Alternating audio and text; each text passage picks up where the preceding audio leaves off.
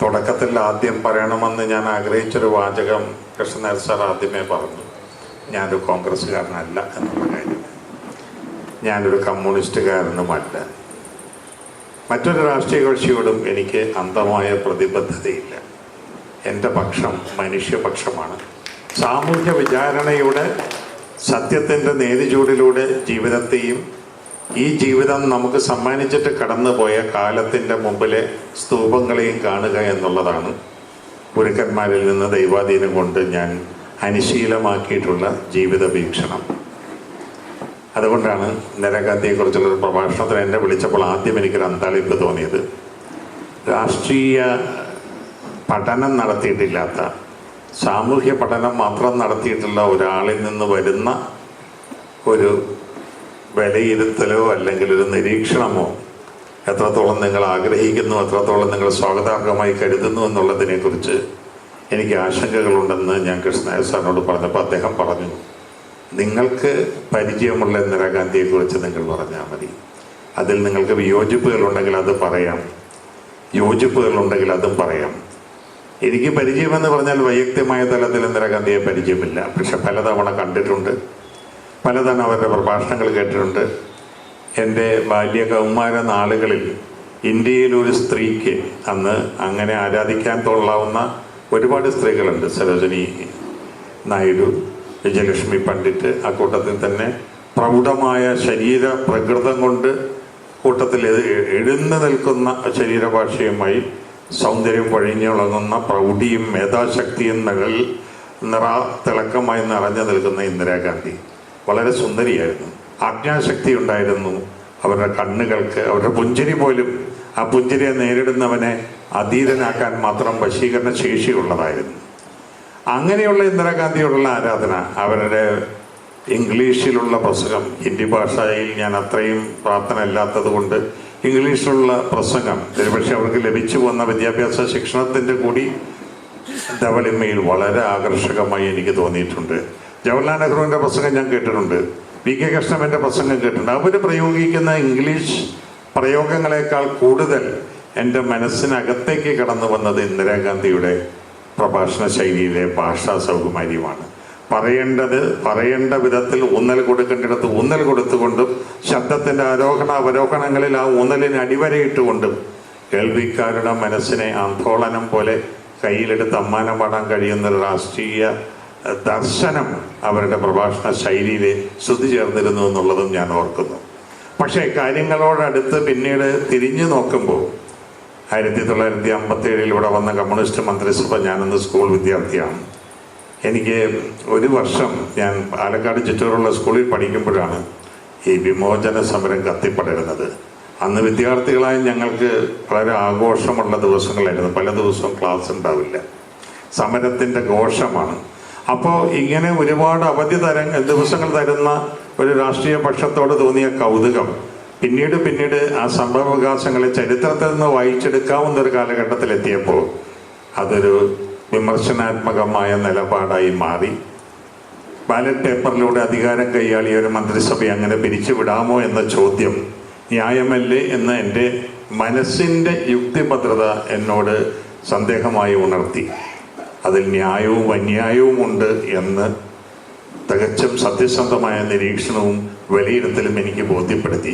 ന്യായമേത് അന്യായമേത് എന്നുള്ളത് അതാര് വിവക്ഷിക്കുന്നോ അവരുടെ കാഴ്ചവൃത്തത്തിൻ്റെ കൂടി പരിസമാപനമാണ്. അതുകൊണ്ട് അതിൻ്റെ യുക്തിയുടെ ഇരുവശങ്ങളിലേക്ക് ഞാൻ കടക്കുന്നില്ല. എന്തുകൊണ്ട് ആ മന്ത്രിസഭ പിരിച്ചുവിടണം എന്നുള്ളതിന് അപ്രകാരം ഒരു തീരുമാനത്തിലേക്ക് കേന്ദ്ര ഗവൺമെന്റിനെ കൈപിടിച്ചാനയിച്ച അന്നത്തെ ഇന്ത്യൻ നാഷണൽ കോൺഗ്രസിന്റെ അധ്യക്ഷ എന്ന നിലയിൽ ഇന്ദിരാഗാന്ധിക്ക് തൻ്റെതായ ന്യായീകരണങ്ങൾ ഉണ്ടായിരുന്നിരിക്കാം. ആ ന്യായീകരണങ്ങൾ എത്രത്തോളം സത്യമാണെന്നുള്ളത് അധികാരത്തിൻ്റെ മുനമ്പിലിരുന്നു കൊണ്ടൊരു തീരുമാനം എടുക്കേണ്ടി വരുമ്പോൾ ബഹുഭൂരിപക്ഷത്തിനും അല്ലെങ്കിൽ 100% പേർക്കും ന്യായയുക്തമെന്ന് ബോധ്യമാകുന്ന രീതിയിലുള്ള തീരുമാനങ്ങൾ എടുക്കാൻ കഴിയില്ല എന്ന് കാലം നമ്മളോട് സാക്ഷ്യപ്പെടുത്തുന്നുണ്ട്. സിജ തോമസ് എഴുതിയ ഒരു തിരക്കഥയുണ്ട്, കാൽവരിയിലെ കൽപ്പപാതകം. അതിൽ നീതിമാനിൽ നീതിമാനെന്നും കുറ്റം ചെയ്യാത്തവനെന്നും തനിക്ക് പരിപൂർണ ബോധ്യമുള്ള യേശുക്രിസ്തുവിനെ തനിക്ക് നേരിടേണ്ടി വന്ന രാഷ്ട്രീയ സമ്മർദ്ദത്തിൻ്റെ പേരിൽ മരണത്തിന് വിധിയെഴുതുന്നതിന് മുമ്പ് അതിൻ്റെ വിമിഷ്ടം നിറഞ്ഞ മനസ്സുമായി അദ്ദേഹം ആ വിധി പ്രസ്താവിക്കേണ്ട മുറിയുടെ അകത്തളത്തിലേക്ക് പോയപ്പോൾ അതിനകം ഇത് ദൈവപുത്രനെന്നും പാപികളുടെ മോചനത്തിനായി അവതരിച്ച രക്ഷകനെന്നും തിരിച്ചറിഞ്ഞു കഴിഞ്ഞ പൊന്തിയോസ് പീലാത്തോസിന്റെ ഭാര്യ പറഞ്ഞു, ആ നീതിമാനെ വെറുതെ വിടണം. അവിടെ പൊന്തിയോസ് പീലാത്തോസിന്റെ മനസ്സിൽ നിന്ന് ഉരുക്കഴിച്ചുകൊണ്ട് സി ജെ തോമസ് എഴുതുന്നൊരു സംഭാഷണ ഭാഗമുണ്ട്. ഒരു നിരപരാധിയെ വെറുതെ വിടാൻ പോലും അധികാരം സ്വാതന്ത്ര്യം അനുവദിക്കുന്നില്ല എന്ന്. ചില രാഷ്ട്രീയമായ പ്രതിസന്ധികളിൽ എടുക്കുന്ന തീരുമാനങ്ങൾക്ക് അത്തരത്തിലുള്ള ചില അനിവാര്യതകൾ ഉണ്ടാകാം. അത് സാധാരണ യുക്തി കൊണ്ട് വിശദീകരിക്കാനാവില്ല എന്നാവാം അദ്ദേഹം അതിന് നൽകിയ ഉത്തരം. ആ ഉത്തരത്തിൻ്റെ പുറകിലുള്ള പൊരുൾ ഇന്ദിരാഗാന്ധി അന്ന് അവലംബിച്ച ആ സമീപനത്തോടും നിലപാടിനോടും ചേർത്ത് അതിനെ അനുവാദപ്പെടുത്തുമ്പോൾ അതിൽ അത്തരം ന്യായങ്ങളും ഉണ്ടായിരുന്നിരിക്കാം. കാരണം ഒരു വ്യക്തിയുടെ തീരുമാനമല്ല, ഒരുപാട് വ്യക്തികളുടെ തീരുമാനത്തെ സ്വാധീനിക്കുകയും ഒരുപക്ഷെ ഇന്ത്യയുടെ രാഷ്ട്രീയത്തിൽ ഭരണപരമായ ഇടപെടലുകളിൽ സംസ്ഥാനങ്ങളുടെ സ്വാതന്ത്ര്യത്തിലേക്ക് കേന്ദ്രത്തിൻ്റെ ഒരു പ്രകടമായ ഒരു സമീപനത്തെ ആദ്യമായി അടയാളപ്പെടുത്തുകയും ചെയ്ത ഒരു സംഭവമാണിത്. നേരത്തെ പറഞ്ഞ പോലെ രണ്ട് പക്ഷങ്ങളുണ്ടാകാം, ഇപ്പുറത്തൊരു പക്ഷമുണ്ടാകാം, അപ്പുറത്തൊരു പക്ഷമുണ്ടാകാം. പക്ഷേ അന്ന് ആ മന്ത്രിസഭ തിരസ്കരിക്കപ്പെടുകയോ പിരിച്ചുവിടപ്പെടുകയോ ചെയ്തപ്പോൾ അതിൻ്റെ ഒപ്പം ഇന്ത്യൻ നാഷണൽ കോൺഗ്രസിലേക്ക് ഇടചേർന്ന് പറ്റിപ്പിടിച്ചു വന്ന ഒരുപാട് കലർപ്പുകളുണ്ട്.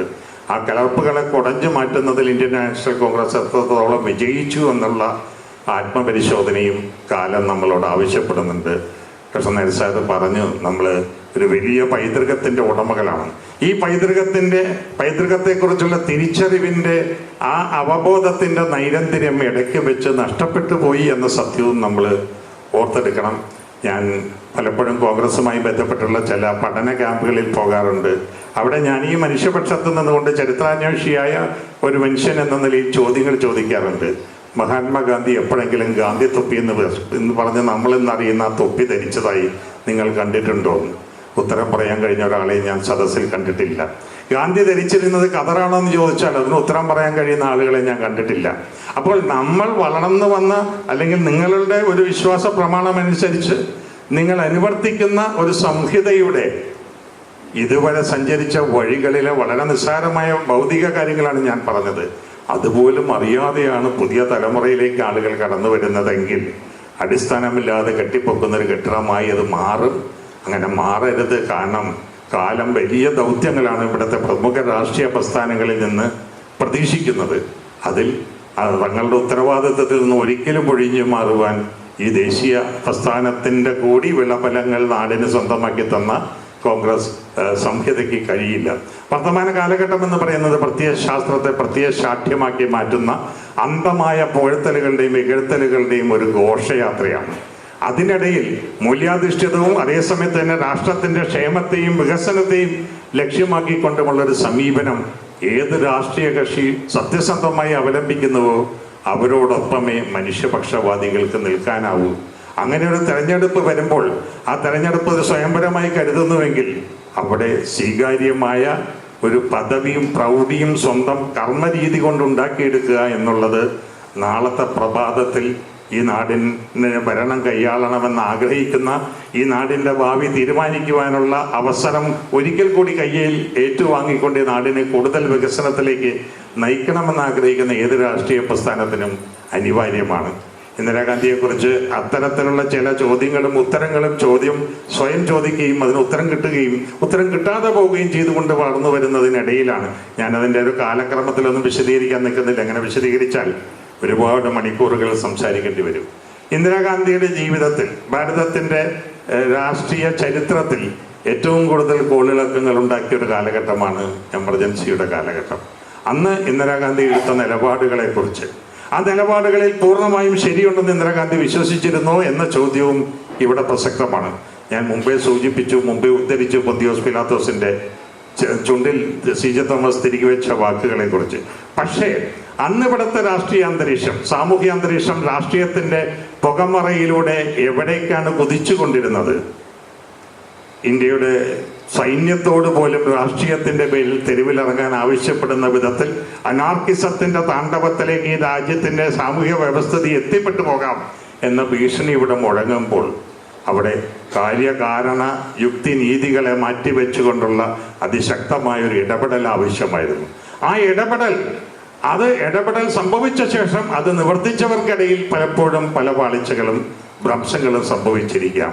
എല്ലായ്പ്പോഴും ശരി ചെയ്യുവാൻ ഒരു വിഡ്ഢിക്ക് മാത്രമേ കഴിയൂവെന്ന് ജൗവട്ട് പണ്ടേ പറഞ്ഞു വെച്ചിട്ടുണ്ട്. അതിൻ്റെയും വിശദാംശങ്ങളിലേക്ക് ഞാൻ കടക്കുന്നില്ല. ഞാൻ ഇന്ദിരാഗാന്ധിയോട് യോജിച്ചും വിയോജിച്ചും എന്ന ഒരു വിഷയം അവലംബിക്കുമ്പോൾ പ്രധാനമായും ഉദ്ദേശിച്ചത് ഭൗതികാർത്ഥത്തിൽ അവരുടെ നിലപാടുകളോട്, അവരുടെ നിരീക്ഷണങ്ങളോട്, അവരുടെ പ്രവർത്തനങ്ങളോട് പ്രത്യക്ഷ മാത്രയിൽ നമുക്ക് തോന്നുന്ന യോജിപ്പുകളെയും വിയോജിപ്പുകളെയും കുറിച്ചല്ല.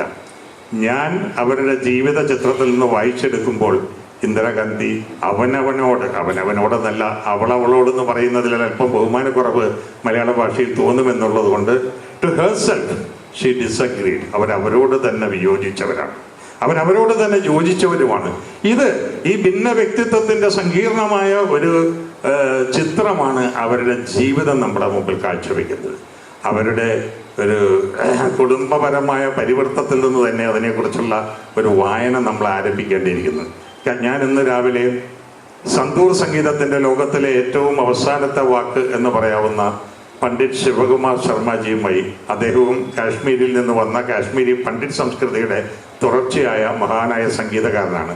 അദ്ദേഹത്തോട് ഞാൻ ചോദിച്ചു, അങ്ങ് പ്രതിനിധാനം ചെയ്യുന്ന ഒരു സംസ്കാരമുണ്ട്, കാശ്മീരി പണ്ഡിറ്റുകളുടെ സംസ്കാരമുണ്ട്. അത് സാമ്പ്രദായികമായ ജീവിത രീതികളുമായിട്ട് ഒരുപാട് ഇടചേർന്ന് നിൽക്കുന്ന ഒരു സംസ്കാരമാണ്. ആ സംസ്കാരവും അങ്ങിപ്പോൾ ലോകം മുഴുവൻ അറിയപ്പെടുന്ന ഹരിപ്രസാദ് ചൗരസിയും അദ്ദേഹവും സക്കീർ ഹുസൈനും കൂടിയാണ് ഈ സന്തൂർ എന്ന് പറയുന്ന കാശ്മീരിൻ്റെ ഫോക്ക് സംഗീതം മാത്രമായി എഴുതി തള്ളപ്പെട്ടിരുന്ന സംഗീതത്തിന് ലോകവ്യാപകമായ പ്രൗഢി നിറഞ്ഞ അംഗീകാരം നേടിയെടുക്കുന്ന യജ്ഞം നടത്തുന്നത്. അവിടെ ലോകമെമ്പാടും അങ്ങേക്ക് ആരാധകരുണ്ട്. പക്ഷെ അങ്ങയുടെ ഉള്ളിലെ സാമ്പ്രദായിക നിഷ്ഠകളിൽ അഭിരമിക്കുന്ന കാശ്മീരി എങ്ങനെ അതിനോട് പൊരുത്തപ്പെടുന്നു? അദ്ദേഹം പറഞ്ഞ മറുപടി രണ്ട് വിധത്തിൽ നമുക്കിത് പൊരുത്തപ്പെടാമെന്നുള്ളതാണ്. ഒന്ന്, എൻ്റെ ഉള്ളിലെ കാശ്മീരിയെ ഞാൻ മാറ്റി ഞാൻ ചെന്നുവിടുന്ന ഇടത്തെ സംസ്കാരത്തോട് കൂടുതൽ അഭിരമിച്ചുകൊണ്ട്. മറ്റൊന്ന്, ഞാൻ എവിടെ ചെന്നാലും ഞാൻ കാശ്മീരിത്വം എന്ന് പറയാവുന്നൊരു വാക്കുണ്ടെങ്കിൽ അത് തുടർന്നുകൊണ്ട് എന്നാണ് അദ്ദേഹം പറഞ്ഞത്. ആനന്ദഭവനിൽ അലഹബാദിൽ ജനിച്ചു വളർന്ന ഇന്ദിരാഗാന്ധിയുടെ പൈതൃകം എന്ന് പറയുന്നത് വ്യത്യസ്തമായ രണ്ട് സങ്കീർണതകളുടെ സങ്കലനത്തിൽ നിന്നുണ്ടായതാണ്. കാശ്മീരി പണ്ഡിറ്റ്മാരുടെ വംശാവലിയിൽ നിന്ന് വന്ന് അതിൻ്റെ സാമ്പ്രായികതകളുടെ ഞെരുക്കത്തിൽ പരിമിതപ്പെട്ടു പോന്ന ഒരു ജീവിത പരിവൃത്തത്തിൽ നിന്നും ലോകം ഒരു തറവാടായി കണ്ട പാശ്ചാത്യ ജീവിത രീതികളെ നമ്മുടെ വിശ്വാസധാരകളുടെ പരിവർത്തനത്തിലേക്ക് ഉൾച്ചേർത്തുകൊണ്ട് ജീവിതം വിധാനിക്കുന്നതിൽ ഒരുപക്ഷെ മുഹമ്മദ് അലി ജിന്നയെ പോലും വിസ്മയിപ്പിച്ച മോത്തിലാൽ നെഹ്റുവിൻ്റെ വംശാവലിയിലാണ് ഇന്ദിരാഗാന്ധിയുടെ ജനനം. ഇന്ദിരാഗാന്ധി മോത്തിലാൽ നെഹ്റുവിൻ്റെ കൂടെ കയ്യിൽ തണ്ട് ഒരു തൊട്ടിലായി അതിൽ ആറാടിക്കൊണ്ടാണ് തൻ്റെ ബാല്യം പിന്നിടുന്നത്.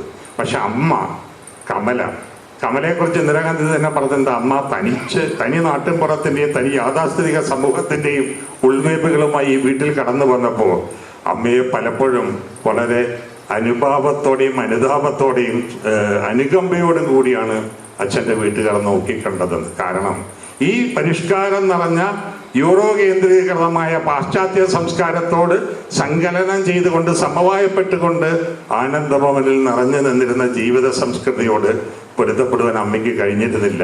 അമ്മയുടെ നാടൻ ശൈലി ഇനിച്ചു നിൽക്കുന്ന സംസാര ഭാഷ പോലും അവിടെ ഒളിമറകളിൽ നിന്നുകൊണ്ട് പരിഹസിക്കപ്പെട്ടിരുന്നു.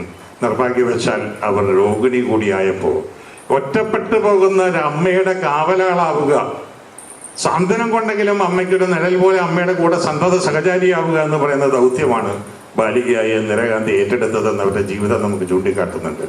അന്ന് തൊട്ട് തനിക്ക് എന്തിനെല്ലാമോ എതിർക്കാനുണ്ട്. ഞാൻ പലപ്പോഴും ഗാന്ധിജിയുടെ കൂടെ നിൽക്കുന്ന ബാലികയായ ഇന്ദിരാഗാന്ധിയുടെ വേണമെങ്കിൽ നമുക്ക് നിഷ്കളങ്കമായ മുഖം എന്ന് വ്യാഖ്യാനിക്കാവുന്ന രീതിയിലുള്ള ചിരിച്ചുകൊണ്ടുള്ള മുഖം, മുടി രണ്ടറ്റത്തേക്കും പിന്നിട്ടുള്ള മുഖം ശ്രദ്ധിച്ചിട്ടുണ്ട്.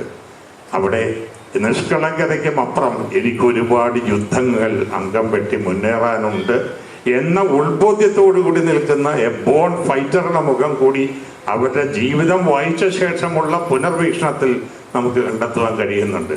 അവർക്ക് ലഭിച്ച വിദ്യാഭ്യാസം എന്ന് പറയുന്നത് അലഹബാദിലും പൂനെയിലും മാത്രമല്ല, ശാന്തിനികേതനിലും മാത്രമല്ല, ഓക്സ്ഫോർഡ് അടക്കമുള്ള ഇടങ്ങളിൽ ചെന്ന്, ലീഗ് ഓഫ് നേഷൻസിന് കീഴിലുള്ള സ്കൂളിൽ ചെന്ന് അവിടുത്തെ മിതത്വമാർന്ന ജീവിത സൗകര്യങ്ങളോട് പൊരുത്തപ്പെട്ട് എന്നാൽ ആർഭാടത്തിൻ്റെതായ എല്ലാ സൗകര്യങ്ങളുടെ സ്വാതന്ത്ര്യം തനിക്ക് കരപ്രാപ്യമാണെന്ന് അറിഞ്ഞുകൊണ്ട് അങ്ങനെ കടന്നു വന്ന ഒരു ജീവിത പശ്ചാത്തലമാണ് അവരുടെ വിദ്യാഭ്യാസ കാലത്തിന് സ്വന്തമായി ഉണ്ടായിരുന്നത്. അമ്മയുടെ മരണമായിരുന്നു ഇന്ദിരാഗാന്ധിയുടെ ജീവിതത്തിലെ ആദ്യത്തെ മുറിവ്. അമ്മ ഏറ്റുവാങ്ങിയ ഒരുപാട് അവഗണനകളുടെ നൊമ്പരം ആ മരണത്തോടുകൂടി തൻ്റെ മനസ്സിൽ അച്ചട്ടാക്കി ഉറപ്പിച്ചെടുത്തുകൊണ്ടാണ് ഇന്ദിരാഗാന്ധി ജീവിതത്തിലേക്ക് കടന്നത്. ഇന്ദിരാഗാന്ധിയുടെ പൊതുജീവിതം ആരംഭിക്കുന്നത് മഹാത്മാഗാന്ധിയുടെ കൂടി ആശംസകളോടുകൂടി വാനരസേന എന്ന അദ്ദേഹം വാത്സല്യപൂർവ്വം വിളിച്ചിരുന്ന ഒരു പ്രസ്ഥാനത്തിൻ്റെ അംഗം എന്നുള്ള നിലയിലാണ്. അങ്ങനെ കൗമാരത്തിൻ്റെ നാളുകളിൽ തന്നെ പാഴ്സി സംസ്കൃതിയുടെ ഒരു പ്രതീകമായി കടന്നു വന്ന ഫിറോസുമായുള്ള അവരുടെ പരസ്പര ആകർഷണം ആരംഭിക്കുന്നുണ്ട്. പിന്നീടുള്ള ജീവിത പന്താവിൽ പലയിടത്തും ഇവർ തമ്മിൽ അടുത്ത് ഇടപഴകുന്നുണ്ട്. പൊതുവായൊരു ലക്ഷ്യത്തിന് വേണ്ടി മുന്നോട്ട് കുതിക്കുന്ന ഒരു പ്രസ്ഥാനത്തിൻ്റെ രണ്ട് നൗകകളിൽ സഞ്ചരിക്കുന്ന രണ്ടുപേർക്ക് തോന്നുന്ന പരസ്പരമുള്ള മേധാശക്തിയുടെ പരസ്പരമുള്ള വ്യക്തിസത്തയിലെ മേധാശക്തി ഭാവങ്ങളുടെ കൂടി നേർക്കുള്ള ആരാധന കൂടി അവരുടെ ബന്ധത്തിൻ്റെ പാരസ്പര്യത്തിൽ നിന്ന് വായിച്ചെടുക്കേണ്ടതുണ്ട്. അങ്ങനെ മുന്നോട്ട് കുതിച്ചുകൊണ്ടിരുന്ന അവരുടെ ജീവിത പ്രയാണത്തിൽ ഇന്ദിരാഗാന്ധിയുടെ മുമ്പിൽ ജീവിതം വെച്ച് നീട്ടുന്നത് രണ്ട് ചോയ്സുകളാണ്. ഒന്ന്, വിശ്വപൗരനായി സ്വപ്നങ്ങളെ സത്യങ്ങളാക്കാൻ വേണ്ടി സ്വപ്നം കാണുന്നുവെന്ന് സ്വപ്നം കണ്ടുകൊണ്ട് ജീവിതത്തെ കവിതയാക്കി മാറ്റുവാൻ ഈ ലോകം മുഴുവൻ എൻ്റെ തറവാടും എൻ്റെ രാജ്യവുമാണെന്ന് കരുതാൻ ആഗ്രഹിച്ചു നടന്ന ഭൗതികമായ ഒരു ബന്ധം കൊണ്ട് തന്നെ വല്ലാതെ വരിഞ്ഞു മുറുക്കുന്ന തൻ്റെ പ്രിയപ്പെട്ട പിതാവ് ജവഹർലാൽ നെഹ്റു. അതേ സമയത്ത് അമ്മയുടെ മരണം തൻ്റെ മനസ്സിലേൽപ്പിച്ച മുറിവ് ഒരിക്കൽ പോലും ആ മുറിവിൻ്റെ പൊറ്റ ഉണങ്ങാതെ മനസ്സിൽ നിത്യമായ മുറിവായി സൂക്ഷിച്ചുകൊണ്ട് ഞാനൊരു മുറിവേറ്റ പക്ഷിയാണ്, എനിക്ക് പറക്കാൻ ചിറകുകൾ വേണം എന്ന് ശഠിക്കുന്ന ഒരു പെൺകുട്ടി. ആ പെൺകുട്ടി തിരഞ്ഞെടുത്തത് അഗ്നിയുടെ ചിറകുകളാണ്. അഗ്നിയുടെ ചിറകുകൾക്ക് രണ്ട് തരത്തിലുള്ള സവിശേഷതകളുണ്ട്. അഗ്നിയുടെ ചിറകുകൾ ആശ്ലേഷിക്കുന്നവർക്ക് പൊള്ളലേൽപ്പിക്കും. പക്ഷെ അഗ്നിയുടെ ചിറകുകൾ പ്രകാശം തീർക്കും. പ്രപഞ്ചത്തിന്റെ അതിരുകളില്ലാത്ത സാമ്രാജ്യത്തിലേക്ക് കുതിക്കുവാൻ പക്ഷിക്ക് ആപത് നൽകും. ഈ രണ്ട് വിധത്തിലും ഇന്ദിരാഗാന്ധി ഈ അഗ്നിച്ചിറകുകളെ പ്രയോഗിച്ചിട്ടുണ്ട്. അവിടെ നിന്നും കൂടുതൽ വിശദീകരിക്കേണ്ട കാര്യമില്ല. നെഹ്റു കുടുംബത്തിന്റെ ജീവിതകഥ നിങ്ങൾക്ക് ഒന്നാം പാഠം പോലെ തന്നെ ഹൃദ്യസ്ഥമാണ്. നെഹ്റുവിൻ്റെ വീട്ടിലെ ആതിഥേയും ഫിറോസ് ഗാന്ധിയുടെ ഭാര്യയും തമ്മിൽ അനിവാര്യമായി ഉണ്ടാകേണ്ടതായ ഒരു ദ്വന്ദ്വമുണ്ട്. അവരുടെ അന്യോന്യത്തിൽ ഒരിക്കലും സമവായം സാധ്യമാകുമായിരുന്നില്ല. കൃപലാനി അടക്കമുള്ള നെഹ്റുവിൻ്റെ വിമർശകരുടെ പക്ഷത്ത് നിലയുറപ്പിക്കുന്ന ഫിറോസ് ഗാന്ധി അവിടെ തൻ്റെ വ്യക്തിപരമായ പ്രതിബദ്ധത, വൈകാരികമായ ഒരു പ്രതിബദ്ധതയേക്കാൾ ഉപരി വ്യക്തിപരമായ തൻ്റെ അഭിവീക്ഷണത്തിൻ്റെ പ്രതിബദ്ധത ആരുടെ കൂടെ നിൽക്കണം എന്നുള്ളതാണ് എന്ന ചോദ്യം ഇന്ദിരാഗാന്ധി നേരിട്ടിരുന്നു. അത് അവരുടെ മനസ്സിലെ വലിയ അന്തഃസംഘർഷത്തിൻ്റെ നിമിഷങ്ങളുമായിരുന്നു. അവർ തിരഞ്ഞെടുത്തത് നെഹ്റുവിനെ നെഹ്റു ഏറ്റെടുത്തിരിക്കുന്ന വലിയ ദൗത്യങ്ങളിൽ അദ്ദേഹത്തിൻ്റെ സാന്ത്വനവും അദ്ദേഹത്തിൻ്റെ തണലും അദ്ദേഹത്തിന് ഈ ഊർജം പകരുന്ന ആശ്രയവുമായി മാറുക. എൻ്റെ അമ്മയ്ക്ക് അതിനുള്ള പിടിപ്പും പ്രാപ്തിയും ആരോഗ്യവും ഉണ്ടായിരുന്നെങ്കിൽ അമ്മ ചെയ്യേണ്ടിയിരുന്നത് അമ്മയ്ക്ക് ചെയ്യാൻ കഴിയാതെ പോയത് ഏറ്റെടുത്ത് ചെയ്യുക എന്നുള്ളതാണ്. അവരുടെ ദാമ്പത്യത്തിൽ എന്ത് സംഭവിച്ചു, 2 മക്കൾക്ക് ശേഷം അവരെങ്ങനെ വേർപിരിഞ്ഞു എന്നുള്ളതൊന്നും നമ്മുടെ ഇത്തരത്തിലുള്ള ഒരു വിചാരണയിൽ പ്രസക്തമാണെന്ന് ഞാൻ കരുതുന്നില്ല. ഞാൻ ഇന്ദിരാഗാന്ധിയുടെ ജീവിതത്തെ പിന്തുടർന്നുകൊണ്ട് ഒരുപാട് ദൂരം സഞ്ചരിക്കാനും ആഗ്രഹിക്കുന്നില്ല. ഒരുപാട് വർഷങ്ങൾക്ക് മുമ്പ് ഇന്ദിരാഗാന്ധിയെ ഏറ്റവും കൂടുതൽ വിമർശിച്ചിട്ടുള്ള ഒരു മാധ്യമ പ്രവർത്തകനാണ് ഫ്രാങ്ക് മറൈസ്. ഞാൻ ജീവിതത്തിൽ ഏറ്റവും കൂടുതൽ ആരാധിക്കുന്ന പത്രപ്രവർത്തകനാണ് അദ്ദേഹം. പത്രപ്രവർത്തകൻ മാധ്യമരംഗത്തെ കൊലപതി എന്ന് അദ്ദേഹത്തെ വിശേഷിപ്പിക്കണം. അദ്ദേഹമാണ് അടിയന്തരാവസ്ഥ പ്രഖ്യാപിച്ചപ്പോൾ എല്ലാവരും അതിനെതിരെ വിമർശനങ്ങൾ പത്രങ്ങളിൽ എഴുതി നിറച്ചപ്പോൾ അപ്രകാരം ഗവൺമെൻറ് നടപടികളെ വിമർശിക്കുന്നത് സെൻസർ ബോർഡ് വിലക്കിയപ്പോൾ അതിനെതിരെ ലോക മാധ്യമ ചരിത്രം കണ്ടതിൽ വെച്ച് ഏറ്റവും വാചാലവും ശക്തവുമായ പ്രതിഷേധം എഴുതി തീർത്തത് ഇന്ത്യൻ എക്സ്പ്രസിൽ അദ്ദേഹത്തിൻ്റെ പ്രതിഷേധക്കുറിപ്പ്, അദ്ദേഹത്തിൻ്റെ മുഖപ്രസംഗങ്ങൾ വരുന്നത് 1-ാം പേജിലാണ്. 1-ാം പേജ് അദ്ദേഹം ബ്ലാങ്കായി വിട്ടുകൊണ്ട് അതിന് താഴെ അദ്ദേഹം ഫ്രാങ്ക് മറൈസ് ഒപ്പിട്ടു. വായിക്കുന്നവൻ അവൻ്റെ മനസ്സിലുള്ള പ്രതികരണവും ഇതിനോടുള്ള പ്രതിഷേധവും അവൻ്റെ മനസ്സിൽ നിന്ന് ആ താളിൽ കുറിച്ചിട്ടുകൊണ്ട് അതിൽ ആ കയ്യൊപ്പിൻ്റെ താഴെ സ്വന്തം ഹൃദയം കൊണ്ട് കയ്യൊപ്പിടാം. പിറ്റേന്ന് ഓർഡിനൻസ് പുറത്തിറങ്ങി. ഗവൺമെൻറ്റിൻ്റെ നിലപാടുകളെ വിമർശിക്കുന്നതും വിമർശന ദ്യോതകമായി വ്യംഗ്യമായി എഡിറ്റോറിയൽ പേജ് ബ്ലാങ്ക് ഇടുന്നതും ഇതിനാൽ നിരോധിച്ചിരിക്കുന്നു. അത് ഈ മാധ്യമം എന്ന് പറയുന്നതിന് മനുഷ്യ സമൂഹത്തിലും അധികാര കേന്ദ്രങ്ങളിലും ഏൽപ്പിക്കുവാൻ കഴിയുന്ന ആഘാതത്തിൻ്റെ കൂടി ഒരു സാക്ഷ്യമായിരുന്നു. ഈ ഫ്രാങ്ക് മറൈസ് PG വർഗീസിനെയും അബു എബ്രഹാമിനെയും കൂട്ടിക്കൊണ്ട് ഇന്ദിരാഗാന്ധിയും ഒത്തൊരു ചായ സൽക്കാരത്തിന് പോയ കഥ അബു എബ്രഹാം എന്നോട് പറഞ്ഞിട്ടുണ്ട്. യാതൊരു വൈരവും കാണിക്കാതെ ഇവരുടെ പ്രതിഭ അർഹിക്കുന്ന സമസ്ത ബഹുമാനവും ഇവരോട് കാണിച്ചുകൊണ്ട് ഇന്ദിരാഗാന്ധി ഇവരോട് ഒരുപാട് നേരം തമാശയും കാര്യവും പറഞ്ഞുകൊണ്ടിരുന്നു. അപ്പോൾ ഞാൻ അന്ന് എഡിറ്റോറിയൽ ബ്ലാങ്ക് സിഗ്നേച്ചറുമായി പ്രസിദ്ധപ്പെടുത്തിയപ്പോൾ നിങ്ങൾക്ക് എന്നോട് നീരസം തോന്നിയോ എന്ന് ഫ്രാങ്ക് മൊറേസ് ചോദിച്ചു. മറു ചോദ്യം കൊണ്ടാണ് ഫ്രാങ്കിനോട് അവർ ഉത്തരം പറഞ്ഞത്. അതും ഞാൻ നിരോധിക്കുന്നു എന്ന് പറഞ്ഞപ്പോൾ നിങ്ങൾക്ക് എന്ത് തോന്നിയെന്ന്, നിങ്ങൾക്ക് എന്നോട് നീരസം തോന്നിയോ? തോന്നാൻ കഴിയുമായിരുന്നില്ല എന്ന് രണ്ടുപേരും പറഞ്ഞു. ഇന്ദിരാഗാന്ധി തെറ്റ് ചെയ്യുമ്പോഴും ശരി ചെയ്യുമ്പോഴും അതൊരു വ്യക്തിയിൽ നമ്മൾ വായിച്ചെടുക്കേണ്ട വലിയ മാതൃകാപരമായ പാഠം. അവർ തെറ്റ് ചെയ്യുമ്പോൾ ഈ തെറ്റ് ഞാൻ ശരിയാണെന്ന് കാലത്തെ കൊണ്ടും സമൂഹത്തെ കൊണ്ടും ബോധ്യപ്പെടുത്തും, സാക്ഷ്യപ്പെടുത്തും. ഞാനിത് ശരിയാണെന്ന് വിശ്വസിക്കുന്നു. എൻ്റെ ഇച്ഛാദാർഢ്യം കൊണ്ട് ഈ ശരിയെ ഞാൻ ശരിയാണെന്ന് കാലത്തിൻ്റെ താളിൽ എഴുതി ചേർക്കുമെന്ന് പറയുമ്പോൾ ആവർത്തിക്കപ്പെടുന്ന തെറ്റുകൾക്കിടയിലും ശരിക്ക് എഴുന്നു വന്നുകൊണ്ട് ആ തെറ്റിനെ ശരിയാക്കി മാനസാന്തരപ്പെടുത്താതെ വയ്യ എന്ന വലിയ ദാർശനികമായ ഒരു ലോകചരിത്രം നമുക്ക് പകർന്നു തരുന്നുണ്ട്. അതേപോലെ ഫ്രാങ്ക് മൊറേസിനെ നിന്നാപൂർവ്വം തള്ളിക്കളഞ്ഞിരുന്ന ഇന്ദിരാഗാന്ധിയെങ്കിൽ ഇന്ദിരാഗാന്ധിയെക്കുറിച്ച് ഫ്രാങ്ക് മൊറേസിന് പിന്നീട് ബഹുമാനത്തോടെ ഓർക്കാൻ കഴിയുമായിരുന്നില്ല. അതേപോലെ തന്നെയാണ് അദ്ദേഹം ഇന്ദിരാഗാന്ധി അബു എബ്രഹാമിനോട് പറഞ്ഞത്. എൻ്റെ പിതാവിന് ഏറ്റവും ഇഷ്ടപ്പെട്ട കാർട്ടൂണിസ്റ്റ് മലയാളിയായ ശങ്കറായിരുന്നു. ശങ്കർ എന്നെ എപ്പോഴും വിദൂഷക വേഷത്തിൽ എന്നെല്ലാം വരച്ചിട്ടുണ്ടോ അന്നെല്ലാം ഞാൻ സുഖമായി ഉറങ്ങിയിട്ടുണ്ട്. ചില ദിവസങ്ങളിൽ ഞാൻ ശങ്കറിനെ വിളിച്ചു പറയുവാണ്, Shankar do not spare me, എന്നെ വരയ്ക്കാതിരിക്കരുത്, എന്നെ വിമർശിക്കാതിരിക്കരുത്. അത് താരാട്ട് പോലെ കേട്ട് വളർന്നൊരു പാരമ്പര്യമാണ് എൻ്റെ മനസ്സിനുള്ളത്, എൻ്റെ ചിന്താശക്തിക്കുള്ളത്. അതുകൊണ്ട് വിമർശനത്തെ ഭരണാധികാരി എന്ന നിലയിൽ ഞാൻ അതിശക്തമായി അടിച്ചൊതുക്കാൻ ശ്രമിക്കുമ്പോഴും ഇന്ദിരാഗാന്ധി എന്ന് പറയുന്ന വ്യക്തിയുടെ മനസ്സിലെ സംസ്കാരം കൊണ്ട് ഞാൻ നിങ്ങളെ ബഹുമാനിക്കും. യുദ്ധക്കളത്തിൽ നിൽക്കുമ്പോൾ നമ്മുടെ പുരാണങ്ങൾ നമുക്ക് പറഞ്ഞു വരുന്നുണ്ട്, ഭീഷ്മരോട് വലിയ ആരാധനയുള്ളവർക്കും എതിർപക്ഷത്ത് നിൽക്കേണ്ടി വന്നു. എതിർപക്ഷത്ത് നിൽക്കുന്നവരോട് ആരാധന നിലനിർത്തിക്കൊണ്ട് തന്നെ ശത്രുമുഖത്തിന് നേരെ അമ്പ് കുറക്കേണ്ടി വന്നു.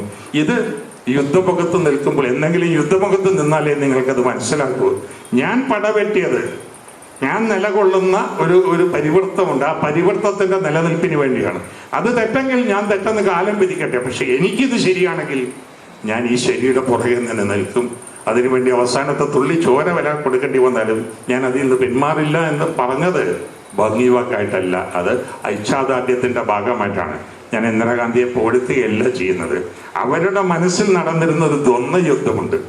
അവരിലെ ശരിയും അവരിലെ തെറ്റും തമ്മിൽ, അതിൽ ആ ശരിയെ ചകഞ്ഞെടുത്തുകൊണ്ട് ആ ശരിയെ കാലത്തിന്റെ മുമ്പിൽ ഇച്ഛാദാർഢ്യത്തോടെ സമർപ്പിക്കുവാനും അത് സാക്ഷ്യപ്പെടുത്തി എടുക്കുവാനും അവർ വൈമനസ്യം കാണിച്ചില്ല. അതിൽ സങ്കോചപ്പെട്ട് അറച്ചു നിന്നില്ല എന്നുള്ളിടത്താണ് ഉരുക്ക് വനിത എന്ന വിശേഷണം അവർക്ക് സ്വന്തമാകുന്നത്. അധികാരത്തിന് വിവേകം കെടാം, പരമാധികാരത്തിന് വിവേകം ഒട്ടുമില്ലാതെയാകാം എന്ന സത്യം നമ്മുടെ മുമ്പിലുണ്ട്. പക്ഷെ വിവേകം കെടുകയാണോ ഉണ്ടായത്, ആ വിവേകം കെടുത്തുകയാണോ ഉണ്ടായതെന്നും ചരിത്രം പുനർവായനയിൽ നമ്മളോട് ആവശ്യപ്പെടുന്നുണ്ട്, ചകഞ്ഞ് പരിശോധിക്കണമെന്ന്. ഇന്ദിരാഗാന്ധി എമർജൻസി പ്രഖ്യാപിച്ചു. അതുകൊണ്ട് ഒരുപാട് നല്ല കാര്യങ്ങൾ ഉണ്ടായിട്ടുണ്ട് ഇവിടെ, ഇല്ലെന്ന് പറയാനാവില്ല. പക്ഷെ നല്ല ഫലങ്ങളെ പോലും അസ്തപ്രജ്ഞമാക്കുന്ന രീതിയിൽ അധികാര ദുർവിനിയോഗം കൊണ്ട് ഇവിടെ ഒരുപാട് ദുഷ്ചൈവനകളും ഉണ്ടായി. എല്ലാ ഭരണ സംവിധാനങ്ങളും നല്ല ലക്ഷ്യത്തോടുകൂടി പ്രാബല്യത്തിൽ വരുത്തുന്ന പല നയപരമായ തീരുമാനങ്ങളെയും അവരോടൊപ്പം ചേർന്ന് നിൽക്കുന്നവരാണ് പരാജയപ്പെടുത്താൻ വേണ്ടി ഏറ്റവും കൂടുതൽ ശ്രമിക്കുക എന്നുള്ളതും കാലം നമുക്ക് കാണിച്ചു തരുന്നുണ്ട്. ഇന്ദിരാഗാന്ധിയെ ഏറ്റവും കൂടുതൽ എതിർത്തത് കോൺഗ്രസിന് പുറത്തുള്ളവരല്ല, അവരുടെ ഭരണകൂടത്തിന് പുറത്തുള്ളവരല്ല. പ്രത്യക്ഷത്തിൽ എതിർക്കാതെ അന്ധമായ പുകഴ്ത്തലുകൾ കൊണ്ട് അവൾ അന്തിയും ബദരിയുമായി തെറ്റിദ്ധരിച്ച് അവരുടെ ഒരു വല്ലാത്ത മേധാപ്രഭാവത്തിന്റെ ചുവട്ടിൽ നിന്നുകൊണ്ട് അധികാരത്തിന്റെ ഘടകങ്ങൾ എടുത്ത് പലയിടത്തും വീശിത്തെറ്റിയവരാണ്. അതുകൊണ്ട് അവർ ധരിപ്പിച്ച ചോരപ്പൂക്കളുടെ കൂടി, അല്ലെങ്കിൽ നിന്ദ്യമായ ചോരപ്പൂക്കളുടെ കൂടി പാപഭാരം ഇന്ദിരാഗാന്ധിയിൽ ചാർത്തപ്പെട്ടു എന്ന സത്യം കൂടി നമ്മൾ ഇതിൽ നിന്ന് വായിച്ചെടുക്കണം. അവിടെ ഒരു പുണ്യവതിയാക്കി അവർ ചെയ്തത് മുഴുവൻ ശരിയെന്ന് അവസാനപ്പെടുന്നതിൽ അർത്ഥമില്ല. അവരുടെ ജീവനകളിൽ തെറ്റ് വന്നെങ്കിൽ ആ തെറ്റിന്റെ ബീജം ഉറവയെടുത്തത് അവരുടെ മനസ്സിലെ സ്വാർത്ഥ ലാഭങ്ങളുടെ പേരിൽ നിന്നാണോ? അതല്ല, അവരുടെ ചെയ്വനകളെയും തീരുമാനങ്ങളെയും ദുർവ്യാഖ്യാനം ചെയ്ത് ദുരുപയോഗം ചെയ്തവരുടെ കുഷ്ഠം പിടിച്ച മനസ്സിൽ നിന്നാണോ അതുണ്ടായതെന്നുള്ളത് ഒരു പുനർചിന്ത കാലം ആവശ്യപ്പെടുന്നുണ്ട്. അവരെ ആചാര്യസ്ഥാനത്ത് കാണുന്ന രാഷ്ട്രീയ പ്രസ്ഥാനം, പ്രത്യേകിച്ചും ഒരു പൊളിറ്റിക്കൽ അക്കാഡമി തുടങ്ങാൻ ശ്രീ പ്രതാപൻ മുൻകൈ എടുക്കുന്നു എന്ന് പറഞ്ഞു. ഇത്തരം പഠനങ്ങൾക്ക് കൂടി ഇന്ദിരാഗാന്ധിയോട് ചോദ്യങ്ങൾ ചോദിക്കുകയും ആ ചോദ്യങ്ങൾക്ക് ഇന്ദിരാഗാന്ധിക്ക് നമ്മുടെ മുമ്പിൽ കാലത്തിന്റെ മുമ്പിൽ മറുപടി പറയാനുണ്ടോ? ആ മറുപടിയിൽ നിന്ന് നമ്മൾ പഠിച്ചെടുക്കേണ്ട രാഷ്ട്രീയ പാഠം എന്താണ്? ഇതാണ് രാഷ്ട്രീയ പഠനം എന്ന് പറയുന്നത്. മുല്ലപ്പെരിയാറില് അണക്കെട്ട് പൊട്ടിയാൽ മലബാറിലിരിക്കുന്ന നമുക്ക് കുഴപ്പമൊന്നുമില്ല, പിന്നെ എന്തിനാ നമ്മൾ ഇതിനെ സമരം ചെയ്യുന്നതെന്ന് പറയുന്നതല്ല രാഷ്ട്രീയം. എൻ്റെ വീട്ടിലെ മാലിന്യം അയൽപ്പക്കത്തുകാരൻ്റെ വീട്ടിലെ പറമ്പിലേക്ക് വലിച്ചെറിഞ്ഞാൽ എൻ്റെ വീട് മാലിന്യമുക്തമാകുന്നു, പിന്നെ ഞാൻ എന്തിനെ മാലിന്യ നിർമ്മാർജ്ജനത്തിന് വേണ്ടി തെരുവിലിറങ്ങണമെന്ന് കരുതുന്നതല്ല രാഷ്ട്രീയം. നമ്മുടെ രാഷ്ട്രീയം പാപമംഗലമാകും വിധത്തിൽ ഇന്ന് ദുരുപയോഗപ്പെടുത്തപ്പെടുന്നുണ്ട്. ആ ദുരുപയോഗപ്പെടുത്തലിനെയാണ് നാം ചോദ്യം ചെയ്യേണ്ടത്. അത് ചോദ്യം ചെയ്യണമെങ്കിൽ ഇത് സതുപയോഗപ്പെടുത്തുന്നത് എങ്ങനെയെന്നുള്ളതിനെ കുറിച്ച് നമുക്ക് നമ്മുടേതായ ഒരു വീക്ഷണം വേണം. ആ വീക്ഷണം പച്ചയ്ക്ക് തങ്ങളുടെ ചൈവനകളിലൂടെയോ അല്ലെങ്കിൽ മൊഴിവട്ടങ്ങളിലൂടെയോ പറഞ്ഞു തന്നിട്ട് പോകുന്നവർ വെറും സർമൺ മാത്രം ചെയ്യുന്നവരാണ്. അവരുടെ ജീവിതത്തിൽ നിന്നാണ് അവർ അത്തരത്തിലുള്ള പൊരുളുകൾ വിധാനിച്ചു പോയിട്ടുള്ളത്, പ്രസരിപ്പിച്ചു പോയിട്ടുള്ളത് എന്ന് ഉൾക്കൊണ്ടുകൊണ്ട് ഇന്ദിരാഗാന്ധി നമ്മളോട് നിശബ്ദമായി ഈ ശതാബ്ദി വേളയിൽ ആവശ്യപ്പെടുന്നു, എന്നെ വീണ്ടും വായിക്കൂ, എൻ്റെ ജീവിതം വിലയിരുത്തൂ, എന്നെ വിമർശിക്കൂ എന്നാണ്. വിയോജിച്ചുകൊണ്ട് എന്നോട് നീതി പുലർത്തൂ എന്ന് വിളിച്ച് കാലത്തിന്റെ മുഖത്ത് നോക്കി ഉദ്ഘോഷിക്കുന്ന ഇന്ദിരാഗാന്ധിയെ കുറിച്ച് എനിക്ക് ബഹുമാനമുള്ളൂ. എന്നെ നിങ്ങൾ പുകഴ്ത്തു എന്ന് പറയാൻ ഇന്ദിരാഗാന്ധി വേണ്ട. അത് ഏത് ഏഴാകുലിക്കാരനും പറയാവുന്ന കാര്യമുള്ളൂ. ഇന്ദിരാഗാന്ധി ആവുന്നത് ഇതാ ഞാൻ നിൽക്കുന്നു നിങ്ങളുടെ മുമ്പിൽ.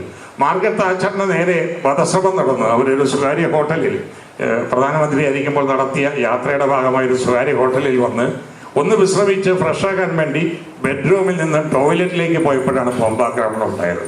ഇവരുടെ ബെഡ്റൂം അടക്കം കത്തിത്താഴ്ന്നു. ടോയ്ലറ്റിൽ പോയിരുന്നത് കൊണ്ട് മാത്രമാണ് അവർ ജീവനോടെ രക്ഷപ്പെട്ടത്. അവിടെ അവർക്കൊരു ഫോൺ കോൾ വന്നു. അത് ഈ ബോംബാക്രമണം നടത്തിയ ടെററിസ്റ്റ് വിങ്ങിന്റെ ആൾക്കാരുടെ ഭാഗത്തു നിന്നാണ്. അവർ പറഞ്ഞത്, കൺഗ്രാറ്റുലേഷൻസ് മാഡം, നിങ്ങൾ ജയിച്ചിരിക്കുന്നു. പക്ഷെ നിങ്ങൾക്ക് എല്ലാ തവണയും ജയിക്കേണ്ടത് ആവശ്യമാണ്, ഞങ്ങൾക്ക് ഒരു തവണ ജയിച്ചാൽ മതിയെന്ന്. അപ്പൊ ഇത്തരത്തിലുള്ള ഭീഷണിയുടെ മുനമ്പിൽ നിന്നുകൊണ്ടാണ് ഇന്ദിരാഗാന്ധി ഓരോ നിമിഷവും അധികാരത്തിന്റെ കർത്തത്തിൽ ആ പീഠത്തിലിരുന്നു കൊണ്ട് ചുവടുകൾ വെച്ചിരുന്നത് എന്ന് നമ്മൾ മനസ്സിലാക്കണം. ഞാൻ ഒരു സിനിമയുടെ ആലോചന നിർവഹിച്ച സിനിമ നടന്നില്ല. ഡൽഹിയിൽ താമസിച്ചുകൊണ്ട് രാജീവ് ഗാന്ധിയുടെ കീഴിൽ റോയുടെ ഒരു ഭൗതിക സ്രോതസ്സായി പ്രവർത്തിച്ചിരുന്ന മലയാളിയായ ഒരു കേണൽ, അദ്ദേഹത്തിന്റെ പേര് വെളിപ്പെടുത്തുന്നത് ശരിയല്ലാത്തതുകൊണ്ട് ഞാൻ പേര് വെളിപ്പെടുത്തുന്നില്ല. അദ്ദേഹം ഈ അന്നത്തെ സിഖ് ടെററിസ്റ്റുകളായ 3-4 പേരെ ഞങ്ങളുമായിട്ടുള്ള സംവാദത്തിന് വിളിച്ചുകൊണ്ടുവന്നു. ആ ഒരു കാലഘട്ടം കഴിഞ്ഞു നിൽക്കുന്ന കാലഘട്ടമാണ്. വിളിച്ചുകൊണ്ടുവന്നപ്പോൾ അവർ പറഞ്ഞൊരു വാചകമുണ്ട്, ഞങ്ങൾക്കാണ് തെറ്റുപറ്റിയെന്ന് പറഞ്ഞാൽ അവരുടെ രാഷ്ട്രീയ സമീപനത്തിലല്ല, ഇന്ദിരാഗാന്ധിക്കെതിരെ വധശ്രമം നടത്തുകയും അവരെ വധിക്കുകയും ചെയ്തതാണ് ഞങ്ങളുടെ പ്രസ്ഥാനം കാണിച്ച ഏറ്റവും വലിയ അബദ്ധം എന്ന്. Reality, because she was what she was. അവരുടെ ജീവിതമാണ് അവരാരെന്ന് നമുക്ക് വെളിപ്പെടുത്തി തരുന്നത്. അവരെക്കുറിച്ച് എഴുതുന്ന വാഴ്ത്ത് പാട്ടുകളല്ല, അവരെക്കുറിച്ച് നടത്തുന്ന ഘോഷ പ്രസ്താവങ്ങളല്ല. ആ ജീവിതം വായിക്കാൻ നിങ്ങൾ തയ്യാറാകുന്നുവെങ്കിൽ, ആ ജീവിതത്തോട് ചോദ്യങ്ങൾ ചോദിച്ച് വിമർശന ബുദ്ധിയെ അതിനെ അപഗ്രഥിച്ച് അതിൽ നിന്ന് ലഭിക്കുന്ന പൊരുളുകളെ വികിരണം ചെയ്തെടുത്തുകൊണ്ട് അതിലെ നെല്ലും കതിരും വേർതിരിച്ചെടുക്കുവാൻ നിങ്ങൾ ശ്രമിക്കുന്നുവെങ്കിൽ, ഒരുപക്ഷെ ഇന്ത്യയുടെ പ്രധാനമന്ത്രി പദം അലങ്കരിച്ച നമ്മുടെ രാഷ്ട്രീയ നേതാക്കളിൽ വെച്ച് ഏറ്റവും കൂടുതൽ പാഠങ്ങൾ പകർന്നു തരാനുണ്ടാവുക ജവഹർലാൽ നെഹ്റുവിനല്ല, ഇന്ദിരാഗാന്ധിക്ക് തന്നെ. ഇത്രയും സങ്കീർണമായ വെല്ലുവിളികളെ നേരിടുവാൻ ലാൽ ബഹദൂർ ശാസ്ത്രിക്ക് ഇടവന്നിട്ടില്ല. ഇന്ദിരാഗാന്ധിക്ക് ഇടവന്നതുപോലെ രാജീവ് ഗാന്ധി കൊല്ലപ്പെട്ടു എന്നുള്ള സത്യമാണെങ്കിൽ പോലും ഇത്തരം വലിയ സങ്കീർണമായ വെല്ലുവിളികളെ അവർക്ക് നേരിടേണ്ടി വന്നിട്ടില്ല. പിന്നെ ഇന്ദിരാഗാന്ധി വളർന്നു വന്ന ഒരു കൗമാരത്തെക്കുറിച്ചും യൗവനത്തെക്കുറിച്ചും കൃഷ്ണനായർ സാർ ഭംഗിയന്ത്രേനെ സൂചിപ്പിച്ചു. ഇന്ദിരാഗാന്ധിയുമായി ചേർത്തല്ല അദ്ദേഹം അത് പറഞ്ഞ ജവഹർലാൽ നെഹ്റുവുമായിട്ടാണ്. ജവഹർലാൽ നെഹ്റുവിന്റെ പുത്രി എന്നുള്ള നിലയിൽ ഇന്ദിരയുടെ നിറകയിൽ തലോടിക്കൊണ്ട് പിതൃസഹജമായ വാത്സല്യം കൊണ്ട് അവരെ താലോലിച്ചിട്ടുള്ള മഹായശസ്വികളുടെ ഒരു നിരയുണ്ട്.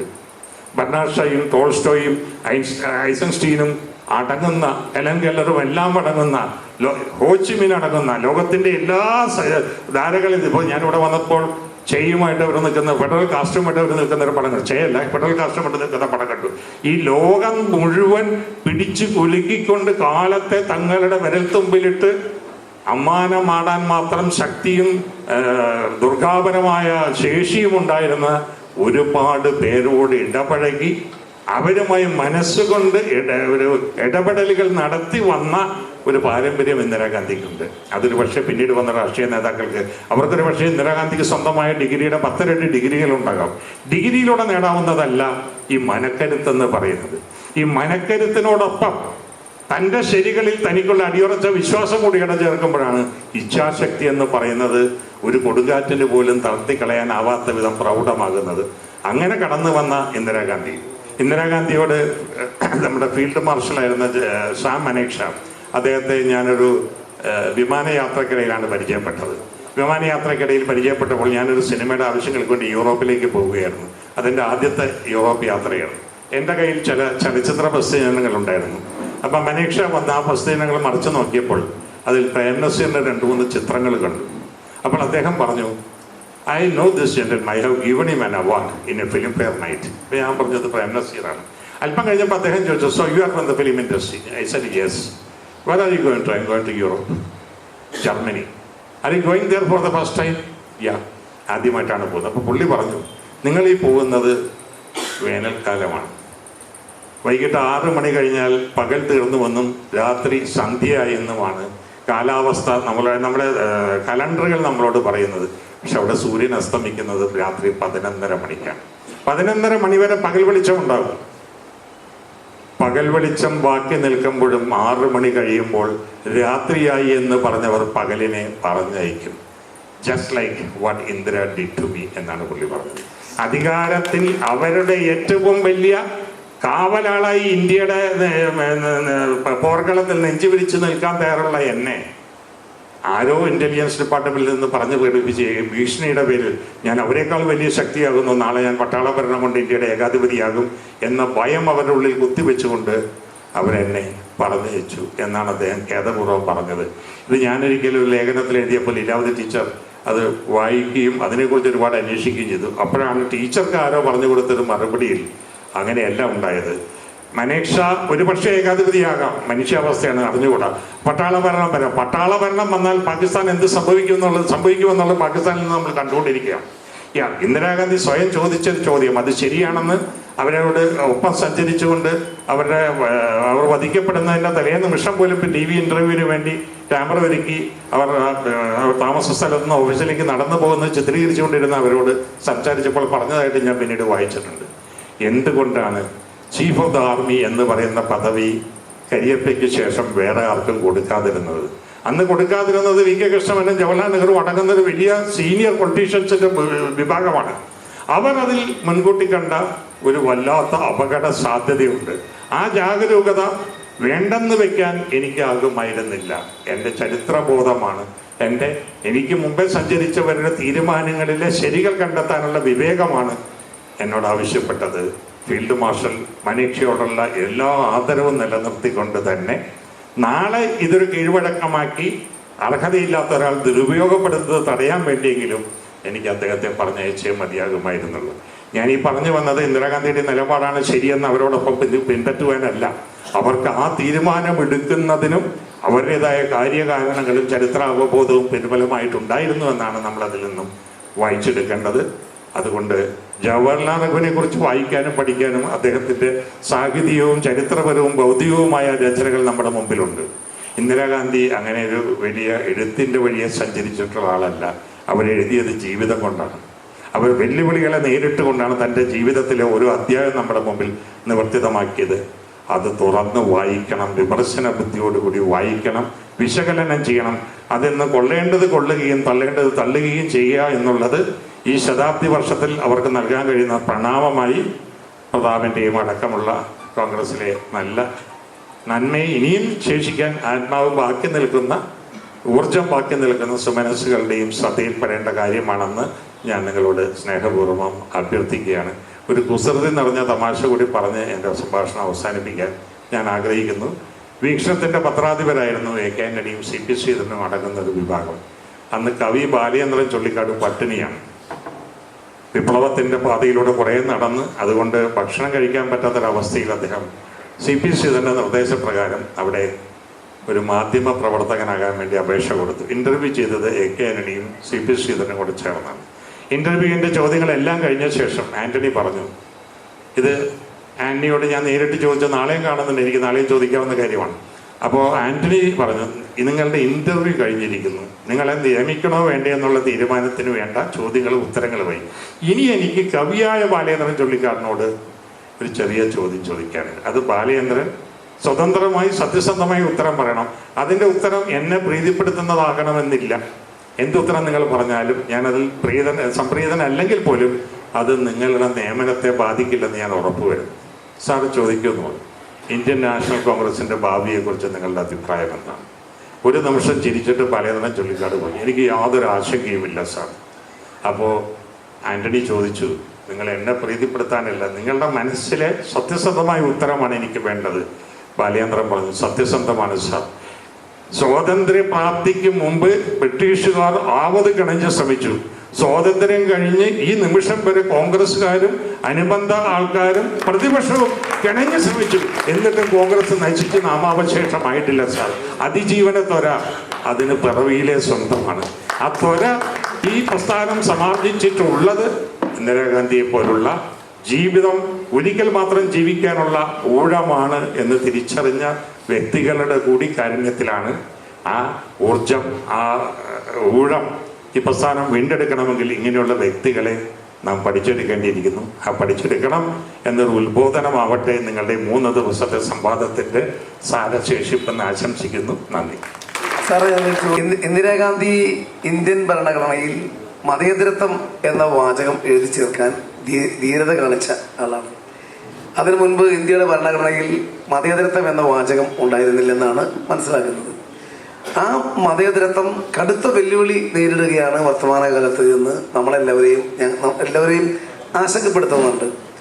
ഒരുപക്ഷെ വളരെ വൈകാതെ നമ്മുടെ രാജ്യം ഒരു മതരാജ്യമാകുമോ എന്ന് പോലും ബഹുസ്വരതയിൽ വിശ്വസിക്കുന്നവരുടെ ഹൃദയത്തിനകത്ത് ആശങ്ക ഉയർന്നുയർന്നു വരികയാണ്. ആ മതേതരത്വം എന്ന വാചകം ഇന്ത്യൻ ഭരണഘടനയിൽ എഴുതി ചേർക്കുകയും വർത്തമാനകാലത്തെ ഈ ആശങ്കകൾ കൂടി ചേർത്തുകൊണ്ട് സാറിൻ്റെ നിരീക്ഷണം ഒന്ന് പറയാമോ? ഞാൻ ആ ചോദ്യത്തിന് മറ്റൊരു പ്രസ്താവന കൊണ്ട് ഉത്തരം പറയാം. എനിക്ക് ഇന്ത്യൻ നാഷണൽ കോൺഗ്രസ് വീണ്ടും ശക്തമാകണമെന്നുള്ളതിന് വലിയ വ്യക്തിപരമായ താല്പര്യമൊന്നുമില്ല. ഇന്ത്യൻ കമ്മ്യൂണിസ്റ്റ് പാർട്ടിയും ശക്തമാകണമെന്നുള്ളതിനും വ്യക്തിപരമായ താല്പര്യമില്ല. പക്ഷെ നിങ്ങൾ ശക്തരായി, നിങ്ങൾ തമ്മിൽ സമവായപ്പെട്ടോ അല്ലാതെ തനിച്ചോ ഒരു ശക്തിയായി മാറിയില്ലെങ്കിൽ രാജ്യം അതിന് വലിയ വില കൊടുക്കേണ്ടി വരും. അതിൽ നിന്ന് നിങ്ങൾക്ക് ഉത്തരം വായിച്ചെടുക്കാൻ പറ്റും. ഇന്ദിരാഗാന്ധിയെക്കുറിച്ച് പറയുമ്പോൾ ഞാൻ അത്രയും വലിയൊരു ദീർഘമായ വിശദാംശങ്ങളിലേക്ക് പോയില്ല. വികസനം എന്നുള്ളത് സ്വപ്നങ്ങളിൽ ജവഹർലാൽ നെഹ്റു വിധാനിച്ചിട്ടപ്പോൾ അതിനെ പ്രായോഗികമാക്കി മുന്നിൽ കൊണ്ടുവരികയും വാജ്പേയി തന്നെ തുറന്ന് പറഞ്ഞിട്ടുണ്ട്, നമ്മുടെ ബഹിരാകാശ ശാസ്ത്രത്തിന് കലാമിനെ പോലുള്ളവർക്ക് തുറന്ന് പറക്കാൻ വേണ്ടി ചിറകുകൾ പകുത്തു കൊടുക്കുന്നതിന് അനുകൂലമായ ഭൂമിക ഒരുക്കിയത് ഇന്ദിരാഗാന്ധിയാണ്. കലാമിനെ ഞാൻ ഇന്റർവ്യൂ ചെയ്തപ്പോൾ അദ്ദേഹം പറഞ്ഞിട്ടുണ്ട്, ഇന്ദിരാഗാന്ധിയും കലാമും കൂടെ കളിച്ചൊരു കളിയുണ്ട്. മുസൽമാനായ എന്നെ ഈ ISROയുടെ ചുമതല ഏൽപ്പിക്കുമ്പോൾ വാജ്പേയി ആണ് അത് നിർദ്ദേശിക്കേണ്ടത്, ഞാൻ അതിനെ എതിർക്കുമെന്ന്. കാരണം അതിൽ വർഗീയമായ ജാതീയമായ ഒരു ഇടപെടലില്ല എന്നുള്ളത് സമൂഹത്തെ ബോധ്യപ്പെടുത്തുന്നതിന് വേണ്ടി. അപ്പോൾ രാഷ്ട്ര നന്മയിൽ തൽപരരായവർക്ക് രാഷ്ട്രീയ വൈരത്തിനും പ്രത്യയശാസ്ത്രങ്ങൾക്കിടയിലുള്ള വൈരുദ്ധ്യങ്ങൾക്കും അപ്പുറത്ത് പൊതുവായ താല്പര്യങ്ങൾ ഉണ്ടാകാം എന്ന ഒരു പാഠമാണ് താൻ അതിൽ നിന്ന് പഠിച്ചതെന്നാണ് അബ്ദുൽ കലാം പറഞ്ഞത്. നമ്മുടെ നാടിൻ്റെ ഇപ്പം കാശിറാം കൊത്തുവാൾ എന്ന് പറയുന്ന കുറച്ചു പേരെങ്കിലും കേട്ട് കാണും. അദ്ദേഹം നേരിടേണ്ടി വന്ന ഒരു വിലക്കുകളുടെ പർവം എന്ന് പറയുന്നത്, ആ വിലക്കുകളെ അതിലംഘിച്ചുകൊണ്ട് ഇന്ദിരാഗാന്ധി ഇടപെട്ടില്ലായിരുന്നെങ്കിൽ അതിന് പ്രകാശനം അസാധ്യമാകുമായിരുന്നു. ആവിഷ്കാര സ്വാതന്ത്ര്യത്തിന് കത്തിവെച്ചു എന്നുള്ള ദുഷ്പേര് ആവോളം കേട്ടിട്ടുള്ള ഇന്ദിരാഗാന്ധി തന്നെയാണ് ആവിഷ്കാര സ്വാതന്ത്ര്യത്തിനും ആ വാതിൽ തുറന്നു കൊടുക്കാൻ ധൈര്യപൂർവ്വം മുന്നോട്ട് വന്നത്. ഈ കൃതിയിലെ ഓരോ തവണ അവതരിക്കുമ്പോഴും ഇതിലെ കഥാപാത്രങ്ങൾ സാങ്കല്പികമാണ്, യഥാർത്ഥ ജീവിതവുമായി ഇതിന് യാതൊരു ബന്ധവുമില്ല എന്ന് ഏറ്റുപറയണം എന്ന് മാത്രമാണ് അവർ നിബന്ധന ചെയ്തത്. അദ്ദേഹം എല്ലാ അവതരണത്തിനും മുമ്പ് ഏറ്റു പറഞ്ഞിരുന്നു, പക്ഷെ അവതരണം കഴിഞ്ഞിട്ടാണെന്ന് മാത്രം. അത് അദ്ദേഹത്തിൻ്റെ മറ്റൊരു കൗശലം. അപ്പം ഇങ്ങനെ ഫൈറ്റ് ചെയ്ത് സ്വാതന്ത്ര്യം കൊടുക്കേണ്ടടുത്ത് കൊടുക്കാനും, പക്ഷെ അവിടെയെല്ലാം ഇന്ദിരാഗാന്ധി തെറ്റിദ്ധരിക്കപ്പെട്ടത് എന്തുകൊണ്ടാണ്? കിസ്സ കുർസിക്ക് എന്ന് പറയുന്നത് ചലച്ചിത്രമാണ് അവരെ അപഹാസ്യമാക്കിയത്. പക്ഷെ അവരല്ല അതിനെതിരെ വിലക്കുകൾ കൊണ്ടുവന്നത്. അന്ന് ധാർമ്മിക രോഷത്തോടു കൂടി ഒരു ചലച്ചിത്രത്തിൻ്റെ സെൻസറിങ്ങിൽ ഇത്ര മൃഗീയമായ ഇടപെടലുകൾ നടത്തിയ ഭരണകൂടത്തിൻ്റെ എന്താണ് പറയുക ഫാസിസ്റ്റ് സ്വഭാവത്തെക്കുറിച്ച് ഏറെ വിമർശന ബുദ്ധിയോടെ ചിന്തിച്ച ഒരാളാണ് ഞാൻ. അതെല്ലാം കഴിഞ്ഞാണ് ഞാൻ ഗിസ കുർച്ചിക്കെ കണ്ടത്. അത് ഇങ്ങനെയല്ല നിരോധിക്കേണ്ടിയിരുന്നത് എന്നാണ് എൻ്റെ അഭിപ്രായം. കാരണം വികലമായ കലാസൃഷ്ടിയെ അത് ചില അറ്റങ്ങളിൽ ചില സുഷിരങ്ങളിലൂടെ ചില കൂരപ്പുകൾ അയക്കുന്നു എന്നുള്ളതിൻ്റെ പേരിൽ കലാസൃഷ്ടിയാണെന്ന് ആരോപിച്ചെടുക്കാമെന്ന് നടത്തിയൊരു ശ്രമവും അതിൻ്റെ പിന്നിലുണ്ടായിരുന്നു. അപ്പോൾ ഇവർക്കെതിരെ വാരി എറിയപ്പെട്ട ചെളി എന്ന് പറയുന്നത് പൂർണ്ണമായും ഇവരർഹിച്ചിരുന്നതാണോ എന്നാണ് ഈ ജീവിതത്തിൻ്റെ പുനർവായനയിൽ നിന്ന് നമ്മൾ കണ്ടെടുക്കേണ്ടത്. എന്നാൽ ഇവരുടെ മേൽ ചൊരിയപ്പെട്ടിട്ടുള്ള ഇന്ത്യയാണ് ഇന്ത്യയാണ് ഇന്ത്യ എന്നൊക്കെ പറയുന്ന ശുദ്ധ വൻകത്തം ഞാൻ വിശ്വസിക്കുന്ന ഇന്ദിരാഗാന്ധിയുടെ ആത്മാവ് അതിൻ്റെ നേരെ കാർപ്പിച്ച് തൂപ്പിക്കാണും. അല്ലെങ്കിൽ അവർ ഇന്ത്യയുടെ പുത്രിയല്ല. അത് പറഞ്ഞവരോട് അവർക്ക് വല്ലാത്ത അമർഷവും വെറുപ്പും തോന്നിക്കാണും. പക്ഷെ അതവർ ഭാവിക്കില്ല. അത്തരം ചില ബാധ്യതകൾ കൂടി അധികാര കസേരകൾ അവരുടെ ശിരസിൽ മുള്ളാണി പോലെ അടിച്ചേൽപ്പിക്കുന്നുണ്ട്. ഞാനൊരു വ്യക്തിയെ വിമർശിക്കുകയല്ല, തന്നെ അന്ധമായി പുകഴ്ത്തുന്നവരുടെ നിസ്സാരത തിരിച്ചറിയാനുള്ള വകതിരിവില്ലെങ്കിൽ ഈ 100ാം ജന്മവാർഷികം ആചരിക്കുമ്പോൾ നമ്മളൊന്നും ഇത്തരം വികാരതയിലായിട്ട് അവരെക്കുറിച്ച് സംസാരിക്കില്ല.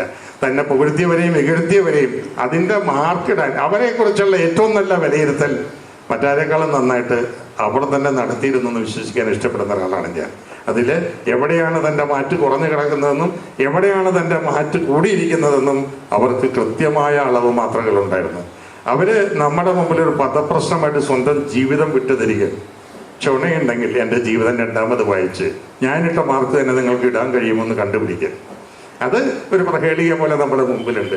അത്തരം എന്താണ് പറയുക ഭൗതികമായ വ്യായാമങ്ങളാണ് ഇങ്ങനെയുള്ള ജീവിതം കൊണ്ട് നമ്മുടെ ഒരു കാലഘട്ടത്തിലെ ശക്തിയായി കടന്നുപോയ വ്യക്തികൾക്ക് അർപ്പിക്കേണ്ട ഹോമേജ് എന്ന് ഞാൻ വിശ്വസിക്കുന്നു.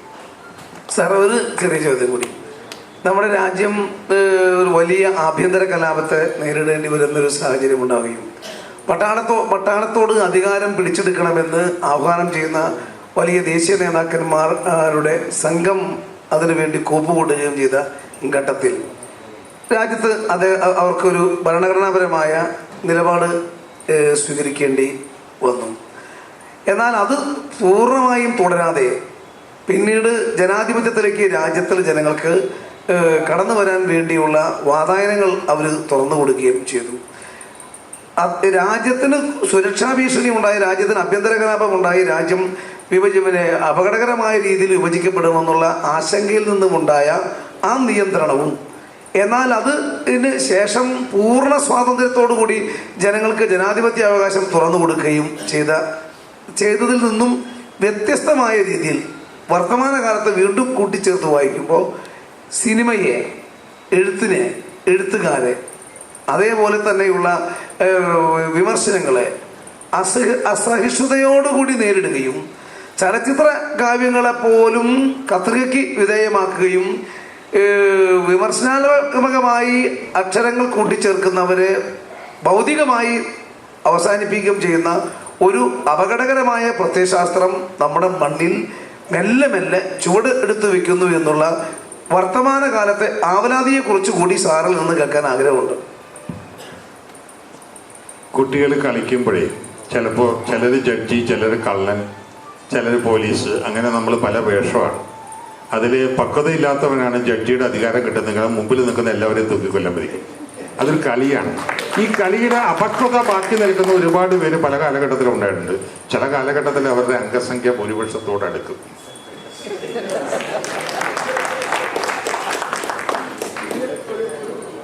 അടിയന്തരാവസ്ഥയെക്കുറിച്ച് എഴുതി വെച്ചിട്ടുള്ള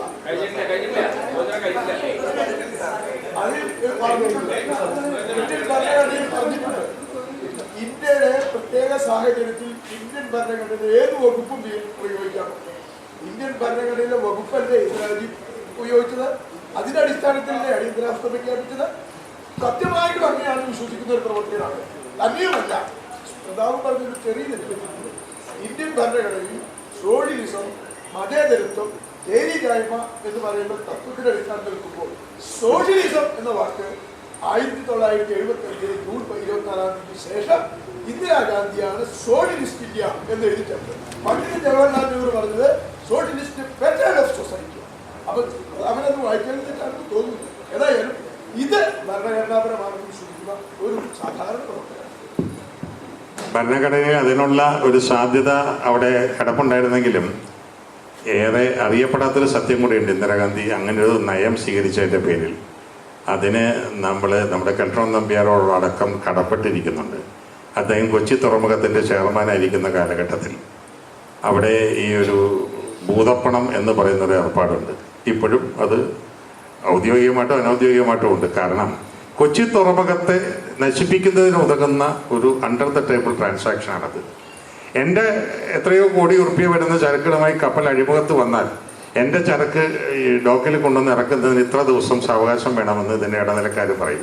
അത്രയും ദിവസം അവിടെ കിടന്നാൽ എനിക്ക് വരാവുന്ന സാമ്പത്തിക ക്ലേശം, ഒരു ദിവസം അവിടെ കിടക്കുമ്പോൾ എത്രയോ ലക്ഷങ്ങളാണ് വരുന്നത്.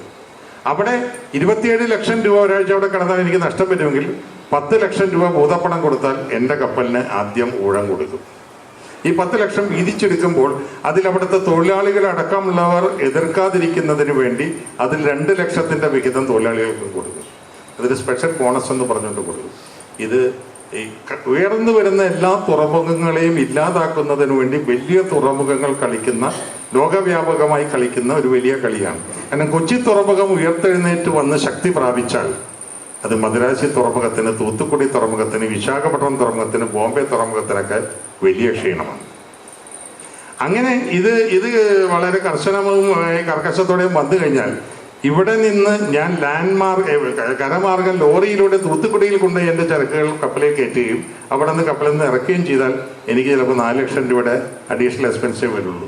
ഇവർക്ക് കൊടുക്കേണ്ട 10-ൽ എനിക്കപ്പോൾ 6 ലാഭമാണ്. ഈ 6 ലാഭത്തിന് വേണ്ടി ഞാൻ അങ്ങോട്ട് പോകുമ്പോൾ തളരുന്ന കൊച്ചി തുറമുഖമാണ്. ഇത് അതിഭീകരമായൊരു അവസ്ഥയിലേക്ക് വന്നപ്പോൾ കെൽട്രോൺ നമ്പ്യാരും KPK മേനോനും കൂടെ ഒരു തീരുമാനം എടുക്കാൻ തീരുമാനിച്ചു. കാരണം ഇത് നിരോധിക്കണമെങ്കിൽ ചെറിയ അനുവാദം പോരാ. ഈ നമ്പ്യാരെ വലിയ വിശ്വാസം വരുന്നു ഇന്ദിരാഗാന്ധിക്ക്. അച്യുത മേനോൻ വിളിച്ചു പറഞ്ഞൊരു അപ്പോയിൻമെൻറ്റ് ഫിക്സ് ചെയ്തിട്ട് നമ്പ്യാരെ അവിടെ ചെന്ന് കഴിഞ്ഞപ്പോൾ what is the solution you have to suggest എന്ന് പറഞ്ഞു. ഇത് കൊച്ചി തുറമുഖം ഇരിക്കുന്ന വെല്ലിംഗ്ടൺ ഐലൻഡ് കേന്ദ്ര ഭരണത്തിന് കീഴിലുള്ള ഒരിടമാണ്. പ്രധാനമന്ത്രിക്ക് തീരുമാനമെടുക്കാം ഇവിടെ എമർജൻസി ഡിക്ലെയർ ചെയ്യാനും എല്ലാവിധത്തിലുള്ള തൊഴിൽ സമരങ്ങൾ അടക്കം നിരോധിക്കാനും എഗ്രീഡ് എന്നാണ് പറഞ്ഞത്. 1.5 കൊല്ലം ആ എമർജൻസിയുടെ തെളിവിൽ അവിടെ സമരം ഉണ്ടായില്ല, ഭൂതപ്പണം ഉണ്ടായില്ല. അത് പിന്നീട് തിരിച്ചു വന്നത് വേറെ കാര്യം. ഇത് വിജയമെന്ന് കണ്ടതാണ് ദേശീയ തലത്തിൽ അവർ മാതൃകയാക്കിയതെന്ന് നമ്പ്യാർ സാറ് പറഞ്ഞിട്ടുണ്ട്. അപ്പോൾ ഇത് അന്നും അനുവദനീയമായിരുന്നു. പക്ഷെ അതിനെ മിസ്യൂസ് ചെയ്ത ആളുകളുണ്ട്. ആ മിസ്യൂസ് ചെയ്ത ആളുകളും അതിൻ്റെ ശക്തിയുടെ ഒരു പ്രസരണം വേണ്ട വിധം ജനങ്ങൾക്ക് ക്ഷേമകരമാകുന്ന വിധത്തിൽ വരരുതെന്ന സ്വകാര്യ അജണ്ട ഉണ്ടായിരുന്ന ആളുകളുമുണ്ട്. അത് ആ പക്ഷത്തുമുണ്ട്. അത് നമ്മൾ തുറന്ന് സമ്മതിക്കേണ്ടിയിരിക്കുന്നു. അത്തരം മിസ്യൂസുകളാണ് എല്ലാ അധികാര കേന്ദ്രങ്ങളെയും ദുർബലരാക്കുന്നത്. അത് ഇന്ദിരാഗാന്ധിയുടെ കാര്യത്തിലും നിർഭാഗ്യവശാൽ സംഭവിച്ചിട്ടുണ്ട്. ഇന്ത്യയുടെ ആകമാന വികസനത്തിൽ ക്രിയാത്മകമായ പ്രായോഗിക കർമ്മ പദ്ധതികൾ കൊണ്ട് ബഹുദൂരം മുന്നോട്ട് പോകുന്നതിന് ഏറ്റവും കൂടുതൽ കർമ്മ പദ്ധതികൾ ആവിഷ്കരിക്കുകയും വിജയിക്കുകയും ചെയ്തിട്ടുള്ളത് ഇന്ദിരാഗാന്ധിയാണ്. അതിനു മുമ്പ് നമ്മുടെ ബഹിരാകാശത്തിനെ കുറിച്ച് പറഞ്ഞപ്പോൾ തന്നെ വിക്രം സാരാഭായി പറഞ്ഞു കേട്ട കഥകൾ അബ്ദുൽ കലാം സാഹിബ് പറഞ്ഞിട്ടുണ്ട്. കാരണം നെഹ്റു വളരെ സങ്കോചത്തോടു കൂടിയാണ് ബഹിരാകാശ രംഗത്തേക്ക് ഇന്ത്യയുടെ കടന്നുവരവിന്. കാരണം അണുവായുധങ്ങളടക്കമുള്ള ലോക വിപത്തിനെ പ്രോത്സാഹിപ്പിക്കുന്ന ഒരു രംഗത്തേക്ക് നമ്മൾ കടന്നു വരണോ, അത് നാളെ ദുർവിനിയോഗം ചെയ്യപ്പെടുകയില്ലേ എന്ന് സമാധാനത്തിൻ്റെ ഒരു ആരാധകനായിരുന്ന അദ്ദേഹം ആശങ്കപ്പെട്ടപ്പോൾ ഒരു ഭരണമാറ്റം കഴിഞ്ഞപ്പോൾ ഇന്ദിരാഗാന്ധി പറഞ്ഞു, അധികാരം നമുക്ക് തന്നിരിക്കുന്നത് ഇതിൻ്റെ അപകട സാധ്യതകളെ പ്രയോജന സാധ്യതകളാക്കി മാറ്റിക്കൊണ്ട് ഈ ശാസ്ത്രത്തെ വേണ്ട വിധം വിനിയോഗിക്കുന്നതിന് വേണ്ടിയാണ്. ഇന്ത്യ ബഹിരാകാശ രംഗത്തേക്ക് കടന്നു വരുമ്പോൾ ഇവിടെ ബഹിരാകാശ രംഗത്തെ നിത്യവിസ്മയങ്ങളായിട്ട് ജയിച്ചു നിന്നിരുന്നത് പട്ടിയെയും പിന്നെ മനുഷ്യനെയും ചന്ദ്രനിലേക്ക് അയച്ച റഷ്യയും അമേരിക്കയും പാരീസും ഒക്കെയാണ്, ഫ്രാൻസും ഒക്കെയാണ്. ഇന്ന് അവരെക്കാൾ ഉയരത്തിലാണ് ബഹിരാകാശ ശാസ്ത്ര രംഗത്തിൽ ഇന്ത്യയുടെ സ്ഥാനം. ഇന്ന് ഇവിടെ നടക്കുന്ന ഒരു സർജറിയിൽ ബ്രൂക്ലിൻ ഹോസ്പിറ്റലിൽ നിന്നുകൊണ്ട് ഒരു സർജന് പങ്കെടുക്കാൻ കഴിയുന്നുവെങ്കിൽ, ഏതെങ്കിലും ഉഗണ്ടായിലെ കുഗ്രാമത്തിലെ കുട്ടികൾക്ക് ഒരു വിദ്യാഭ്യാസ പദ്ധതി ഈ തേക്കിൻകാട് മൈതാനത്തിൻ്റെ ഓരത്തുള്ള കെട്ടിടത്തിൽ നിന്ന് അങ്ങോട്ടേക്ക് എത്തിച്ചു കൊടുക്കാൻ കഴിയുന്നുവെങ്കിൽ, അതിന് ലോകം കടപ്പെട്ടിരിക്കുന്നത് ഇന്ത്യയുടെ ബഹിരാകാശ പരിവർത്തനത്തിൽ നിന്ന് ഇപ്പോഴും വിക്ഷേപണം തുടരുന്ന ചില സാറ്റലൈറ്റുകളോടാണ്. അപ്പം ഇതിന് ഗ്രാമങ്ങൾ തോറും ആകാശവാണിയുടെ പ്രക്ഷേപണ നിലയങ്ങൾ എത്തുകയും കാർഷിക വാർത്തകൾ എത്തിച്ചുകൊണ്ട് കാർഷിക രംഗത്ത് വിപ്ലവകരമായ മാറ്റങ്ങൾ നടത്തുകയും ചെയ്യുന്നതിന് വേണ്ട പാഠങ്ങൾ, ഇതെല്ലാം ഒരു ബഹിരാകാശ ശാസ്ത്രത്തെ ഒരു രാഷ്ട്ര വികസനത്തിനും ക്ഷേമത്തിനും എങ്ങനെ വിനിയോഗിക്കാം എന്ന് സ്വപ്നം കണ്ട കുറേ ശാസ്ത്രജ്ഞന്മാർക്ക് വിങ്സ് ഓഫ് ഫയർ കൊടുക്കുന്നതിന് 2 രാഷ്ട്രക്ഷേമത്തിൽ ജനസമൂഹത്തിൻ്റെ നന്മയിൽ പ്രതിബദ്ധതയുള്ള 2 മനസ്സുകൾ അധികാരം ഉപയോഗിച്ചതാണ്. അക്കൂട്ടത്തിൽ ഞാൻ വാജ്പേയിയെ കാണും. അദ്ദേഹം പ്രതിദാനം ചെയ്യുന്ന രാഷ്ട്രീയ പ്രസ്ഥാനത്തെ അല്ല, അദ്ദേഹത്തെ കാണും. അദ്ദേഹവും ഇന്ദിരാഗാന്ധിയും കൂടെ നടത്തിയൊരു വിഭാവനം, ഒരു പദ്ധതിയാണ്. നമ്മൾ ബഹിരാകാശ രംഗത്ത് നിന്ന് നേടിയിരിക്കുന്ന ആ വലിയ ഔന്നത്യം എന്ന് പറയുന്നത് ഈ വിഭാവനത്തിൻ്റെ കൂടി തുറസൃഷ്ടിയാണ്. അപ്പം ഇങ്ങനെ അറിയപ്പെടാത്തതും ഘോഷിക്കപ്പെടാത്തതുമായ ഒരുപാട് ഇടങ്ങളിൽ ഇവരുടെ ദീർഘവീക്ഷണവും മനുഷ്യസ്നേഹ തൽപരതയും എന്തെല്ലാം നമുക്ക് തന്നിരിക്കുന്നു എന്നുള്ളത് കൂടി നമ്മൾ പഠന വിഷയമാക്കേണ്ടതുണ്ട്.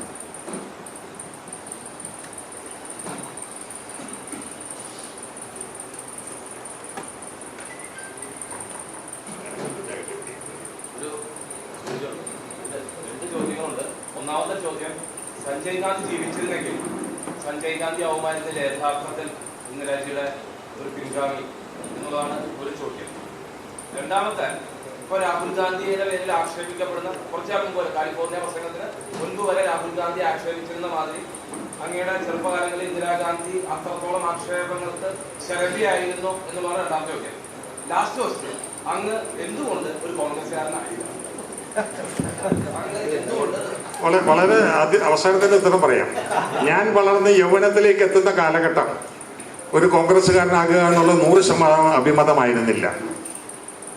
കാരണം കോൺഗ്രസ് അപ്പോഴേക്കും അതിൻ്റെ അപജയത്തിൻ്റെ പാത കൂടി സ്വാംശീകരിക്കാൻ തുടങ്ങിയിരുന്നു എന്ന് കരുതി മറ്റുള്ളവർ അതിനേക്കാൾ മുകളിലായിരുന്നു എന്ന് ഞാൻ പറയുന്നില്ല.